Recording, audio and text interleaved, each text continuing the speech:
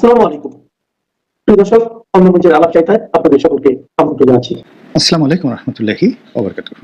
সম্মানিত দর্শক, ত্রয়োদশ জাতীয় সংসদ নির্বাচনের দিনক্ষণ যত এগিয়ে আসছে, নিষিদ্ধ ঘোষিত আওয়ামী লীগ বা যাদের রাজনৈতিক কার্যক্রম নিষিদ্ধ করা হয়নি, স্থগিত করা হয়েছে এবং ছাত্রলীগকে নিষিদ্ধ করা হয়েছে, তাদের তৎপরতা দেশের মধ্যে ভয়াবহ রকম বেড়ে যাচ্ছে। অনেকটা গেরিলা কায়দায়, অনেকটা জঙ্গি কায়দায়, কিংবা যাকে বলা হয় যেটাকে আমরা ঝটিকা মিছিল বলি, এবং অদ্ভুত অদ্ভুত সব কাণ্ড তারা করে যাচ্ছে এই ঢাকা রাজপথে। তো সেই রাজপথে তাদের যে ঝটিকা মিছিল, যেটা ইতিপূর্বে কখনো বিএনপি বা জামাত, আওয়ামী লীগ জমানাতে তারা চেষ্টা করে ঠিক এইরকমভাবে করতে পারেনি। যেমন প্রথম দিকে তারা যেভাবে মিছিল করত, তো মিছিল করতে গিয়ে তারা ভয় পেতেন, মুখ ঢেকে রাখতেন, তারপরে দৌড়ে দৌড়ে মিছিল করতেন, ছবি তুলে আবার পালিয়ে যেতেন। দ্বিতীয় স্তরে যখন এই মিছিলগুলো হচ্ছিল, তখন তাদেরকে ধরার জন্য সেই বিভিন্ন রাজনৈতিক দলের বিএনপি, জামাত, এনসিপি, তাদের নেতৃবৃন্দ সাধারণ জনগণদেরকে নিয়ে তাদেরকে ধাওয়া দিত এবং 2-4 জনকে ধরে আচ্ছা মতো পিটুনি দিত। পিটুনি দেওয়ার পরে সেগুলো আবার ভাইরাল করা হতো। এতে করে মনে করা হতো যে আওয়ামী লীগের তৎপরতা হয়তো বন্ধ হয়ে যাবে, কিন্তু এগুলো সব বুমেরাং হয়ে গেল। বুমেরাং হয়ে তারা দেখা গেল আওয়ামী লীগের যারা লোকজন, তারা শক্তিমত্তা অর্জন করলো এবং মিছিলে যারা অংশগ্রহণ করছে তাদের সাহস শক্তি বাড়লো, সংখ্যা বাড়লো, এবং সবচেয়ে বড় ব্যাপারটা হলো কয়েকটি ক্ষেত্রে তারা পুলিশের হাত থেকে, মানে এত তাদের সংখ্যা বড় হয়ে গেল যে ওই মব করে আগে যেভাবে তাদেরকে দমন করা যেত, তো সেটা হলো না। ফলে রাষ্ট্রের পক্ষ থেকে পুলিশকে বাধ্য করা হলো যে এখন যে এলাকাতে আওয়ামী লীগের লোকজন মিছিল করবে সেই এলাকার ওসির খবর আছে এবং যেভাবে হোক আওয়ামী লীগের লোকজন ধরতে হবে। তো এতে করে পুলিশ তার চাকরি বাঁচানোর জন্য মিছিল হোক বা না হোক, তাকে নিয়মিতভাবে এই আওয়ামী লীগের লোকজন গ্রেপ্তার করতে হচ্ছে এবং দেখাতে হচ্ছে। আর এই কাজ করতে গিয়ে অনেক পুলিশের চাকরিও চলে যাচ্ছে। হৃদয় বিদারক ঘটনা ঘটছে। এর কারণ হলো আওয়ামী লীগের লোককে তো আপনি খুঁজে পাবেন না, সে তো পালিয়ে আছে, নিরাপদ দূরত্বে আছে। ফলে আপনি যাদেরকে ধরছেন তারা অনেকে আওয়ামী লীগের লোকজন নয়। তো এমনি কাউকে মাদকের কথা বলে, কাউকে আওয়ামী লীগের কথা বলে, কাউকে সন্ত্রাসের কথা বলে সারা বাংলাদেশে এই যে গ্রেপ্তার অভিযান চলছে, এ সকল গ্রেপ্তার অভিযানে প্রায়ই পুলিশের যারা কর্তারা তারা বিপদে পড়ছেন।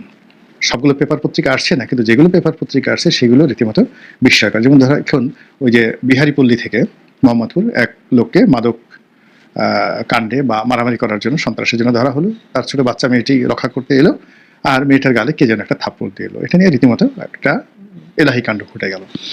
তো এইরকম আবার পুলিশ দুটো ঘটনা ঘটেছে। একটা ঘটনা হলো যে মানিক মিয়া অভিনীত সংসদের সামনে আওয়ামী লীগের লোকজন বিরাট একটা মিছিল করলো। তো 3টা ভাগে বিভক্ত তারা মিছিল করছিল। এক পক্ষ মিছিল করছিল, আর এক পক্ষ পিছনে কেউ যেন মব তৈরি করতে না পারে সামনে এবং পেছনে, এই জন্য তারা সেই মোটরসাইকেল নিয়ে তারা সেফ গার্ড হিসেবে, ভ্যান গার্ড হিসেবে তাদেরকে সিকিউরিটি দিচ্ছিল এবং সঙ্গে নিঃসন্দেহে দেশীয় অস্ত্রশস্ত্র ছিল। আরেকটি পক্ষ একেবারে চিলের মতো ছো মেরে পুলিশের হাত থেকে যেন আওয়ামী লীগের লোকজনকে ধরা পড়ে তাকে ছিনিয়ে নেওয়া যায় সেইভাবে তারা ওত পেতেছিল, যেটা পুলিশ স্বপ্নেও কল্পনা করেনি। তো মানে কি এভিনিউ তো এইভাবে মব হলো না, কিন্তু পুলিশ কয়েকজনকে ধরে ফেললো। আর তাদের উপর রীতিমতো বাস পাখি বা চিল বা ইগল পাখি যেভাবে ছো মারে, ওইভাবে মোটরসাইকেলে এসে একদল দঙ্গল আওয়ামী লীগ বা ছাত্রলীগের, নিষিদ্ধ ছাত্রলীগের কর্মীরা পুলিশের হাত থেকে উদ্ধার করে নিয়ে গেল। পুলিশ রীতিমতো বেকুব, এটা কি ধরনের কথা? এইভাবে হয়? মানে মন্ত্রী খুব খেপে গেলেন, আইজি সাহেবও খেপে গেলেন, কিন্তু পরবর্তীতে এই ধরনের ঘটনা আর দ্বিতীয়বার ঘটেনি। মানে পুলিশ ওইভাবে মিছিল থেকে কাউকে গ্রেপ্তার করার চেষ্টা করেনি, আর ওইভাবে ছিনিয়ে নেওয়ার মতো ঘটনা ঘটেনি। বুঝতে পারেন ব্যাপারটা এখানে কাদের জয় হলো। আরেকটি ঘটনা ভীষণ রকম আতঙ্ক তৈরি করেছে এবং এটা বলা হচ্ছে সন্ত্রাসী কাণ্ড, কিন্তু এর সঙ্গে যে নিষিদ্ধ ঘোষিত ছাত্রলীগ বা আওয়ামী লীগ জড়িত নয়, এটা আমি বুকে হাত দিয়ে বলতে পারবো না, আমার সন্দেহ হচ্ছে। এই জন্য পুলিশ যে ভয় পেয়ে গেছে মোহাম্মদপুরে, সেটা হলো 999-এ পুলিশকে টেলিফোন করে একটা টহল গ্রুপকে নেওয়া হয়েছে নিরাপদ জায়গাতে, এবং সেখানে নিয়ে পুলিশের উপর আক্রমণ করা হয়েছে।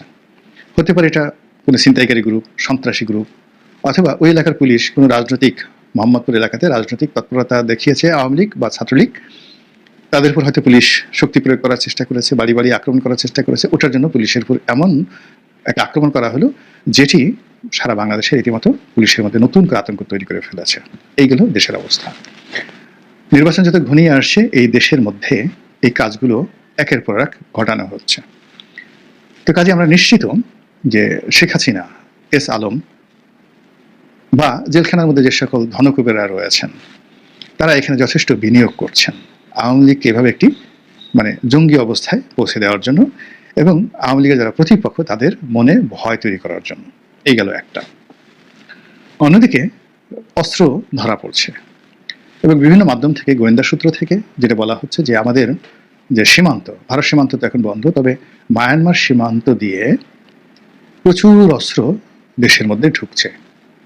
কেউ বলার চেষ্টা করছে যেটা অস্ত্র চোরাচালানের একটা গোল্ডেন রুট হয়ে পড়েছে, এবং এই অস্ত্র থাইল্যান্ড থেকে, চীন থেকে বিভিন্ন জায়গাতে এসে এটা ভারতে ঢুকে যাচ্ছে, বাংলাদেশের মধ্যে থেকে যাচ্ছে, বা অন্য কোনো তৃতীয় দেশে চলে যেতে পারছে, হোয়াট এভার মেবি, বাট এটা অস্ত্র চোরাচালানির একটা গোল্ডেন রুট হয়ে পড়েছে। এমনি গত 14 মাস ধরে মায়ানমার থেকে অবাধে গরু আসছে, অন্যান্য চোরাচালানি পণ্য আসছে, ইয়াবা আসছে, আর অস্ত্র আগেও আসছে, কিন্তু এখন এটি সীমাহীন অস্ত্র এবং গোলা বারুদ। এবং এত সব যাকে বলা হয় হাই এন্ডের অস্ত্র আসছে যেগুলো আমাদের আইনশৃঙ্খলা রক্ষাকারী বাহিনীর হাতেও নেই। কেউ বলার চেষ্টা করছে যে এ সকল অস্ত্র দিয়ে একটি গেরিলা যুদ্ধ করার জন্য একটি অশুভ শক্তি, পঞ্চম বাহিনী দেশবিরোধী তৎপরতায় লিপ্ত। কেউ স্বভাবসুলভভাবে এই কাজের জন্য আওয়ামী লীগকে দায়ী করছে, কেউ এটাকে মার্কিন ডিপ স্টেটের পলিসির কথা বলা হচ্ছে, কেউ এটাকে রোহিঙ্গাদের কাণ্ড হিসেবে বলার চেষ্টা করছে, হোয়াট এভার মেবি, কিন্তু ঘটনা তো সত্য। এবং এই কারণ কি হলো, পুরো কক্সবাজার, টেকনাফ, উখিয়া থেকে শুরু করে এই এলাকার বিস্তীর্ণ অঞ্চলের মানুষের জীবনযাত্রা রীতিমতো হারাম হয়ে গেছে। আচ্ছা, এই ঘটনা যখন ঘটছে তখন আমাদের রাজধানীর নিরাপত্তা ব্যবস্থা, জনজীবনের স্বাভাবিক নিরাপত্তা বোধ এবং রাজনীতিবিদদের মধ্যে যে আতঙ্ক তুঙ্গে গিয়ে পৌঁছে গেছে। এই যখন দেশের অবস্থা, তখন দেশের বাইরে, বিশেষ করে ইউরোপে এবং আমেরিকাতে আওয়ামী লীগের যে তৎপরতা, এটি রীতিমতো কপালে চোখ ওঠার মতো। আওয়ামী লীগের কতগুলো পরিচিত মুখ রয়েছে যারা সোশ্যাল সামাজিক মাধ্যমে এসে খুব গালাগাল করেন। এদের গালাগাল আগে তারা সোশ্যাল মাধ্যমে করতো, এখন তারা গিয়ে অনেকটা মাস্তানের মতো করে ইচ্ছা মতো প্যারিসে চলে যাচ্ছেন, ইচ্ছা মতো ইটালি চলে যাচ্ছেন, ইচ্ছা মতো ইংল্যান্ডে চলে আসছেন, আবার আমেরিকাতে যাচ্ছেন। আওয়ামী লীগ অন্তত কয়েকশো এরকম আন্তর্জাতিক মাস্তান তৈরি হয়েছে, দাউদ ইব্রাহিম তৈরি হয়েছে, ডন তৈরি হয়েছে, যারা আওয়ামী লীগের প্রতিপক্ষ, সেটা বিএনপি হোক, জামাত হোক, কিংবা সেটি ডক্টর মোহাম্মদ ইউনূসের লোকজন হোক, তাদেরকে ভয় দেখানোর জন্য এই গত 14 মাসে তারা যেভাবে একের পর এক কাণ্ড সেই ইউরোপ আমেরিকাতে ঘটাচ্ছে, কল্পনা করা যায় যে একজন উপদেষ্টা সে একটা অনুষ্ঠান করতে গেছে নিউ ইয়র্কের বাংলাদেশ কনসুলেট অফিসে। আপনারা তো জানেন যে বাংলাদেশের যে দূতাবাস সেটা হলো ওয়াশিংটনে, এবং ওখানে বড় বড় শহরগুলোতে, ছোট ছোট শহরগুলোতে সেখানে কাউন্সিলর আছে বা কনসুলেট অফিস আছে, যেগুলো সরাসরি দেখা যাচ্ছে কাউকে কনসাল জেনারেল নিয়োগ দেওয়া হয়, সে নিজে একটা অফিস মেনটেন করে, আর রাষ্ট্র এখানে সাব অফিস হিসেবে বেশ কয়েকটা তাদের যে কাউন্সিল অফিস আছে, তার মধ্যে সবচেয়ে বড় অফিসটি কনসুলেট অফিস, সেটা হলো নিউ ইয়র্কে। তো সেই নিউ ইয়র্কের রাষ্ট্রীয় কনসুলেট অফিসের মধ্যে আওয়ামী লীগের লোকজন ঢুকে গেল। তারা সেখানে ঢুকে মারপিট করলো, ভাঙচুর করলো, তারপরে ওখানে মাহবুব সাহেব যে উপদেষ্টা, তার গাড়িতে আক্রমণ করলো, এবং সেখানে যারা সিকিউরিটিতে দায়িত্ব ছিলেন, কেউ বলছেন গাড়িতে মাহবুব সাহেব ছিলেন, কেউ ছিলেন বলে যে না ছিলেন না, তিনি পিছনের দরজা দিয়ে চলে গেছেন, হোয়াট এভার মেবি। রীতিমতো তছনছ করে দিচ্ছে আওয়ামী লীগ দেশের বাইরে। এবং এই যে কাজগুলো তারা করছে, এই কাজের পেছনে রয়ের মদত আছে, এই কাজের পেছনে সিবিআই তাদের মদত আছে, এই কর্মের পেছনে অজিত দোভাল এবং নরেন্দ্র মোদীর মদত আছে, ভারতের মদত আছে, দিল্লির চাণক্য নীতি আছে, কোনো সন্দেহ নেই। তারা আওয়ামী লীগের পেছনে ইনভেস্ট করছে, আওয়ামী লীগ নিজে ইনভেস্ট করছে, ভারত ইনভেস্ট করছে। এই কথাগুলো আপনাকে বুঝতে হবে, বিশ্বাস করতে হবে, সেভাবে প্রস্তুতি নিতে হবে। আপনারা যারা জানেন যে কলকাতাতে তাদের এই মুহূর্তে কয়েক লাখ শীর্ষ নেতা কর্মী রয়েছে, যারা সেখানে রীতিমতো একটা বাজার বসিয়ে নিয়েছেন, এবং আপনারা জানেন যে আওয়ামী লীগ যেখানে যায় সেখানেই তারা রাজত্ব প্রতিষ্ঠা করে ফেলে। আমাকে একজন লোক বলতেছিলেন যে একটা সময় হেমায়েতুল্লাহ আরঙ্গ এবং কাদের সিদ্দিকী সাহেব তারা কলকাতাতে যখন ছিলেন ৭৫ পরবর্তী সময় পুরো কলকাতার আন্ডারওয়ার্ল্ড তারা নিয়ন্ত্রণ করতেন। একটি অংশ, কলকাতার একটি অংশ হেমায়েতুল্লাহ আরঙ্গ নিয়ন্ত্রণ করতেন, অপর অংশটি কাদের সিদ্দিকী নিয়ন্ত্রণ করতেন। আরঙ্গ সাহেব মারা গেছেন, কাদের সিদ্দিকী জীবিত আছেন, এটা বদনাম হতে পারে, দুর্নাম হতে পারে, বাট এটাই সত্য। আর যে লোক আমাকে বলেছেন সেটা হলো তিনি কলকাতাতে গেছেন এবং একটা নির্দিষ্ট এলাকাতে গিয়ে তার মানিব্যাগ হারানো গিয়েছে।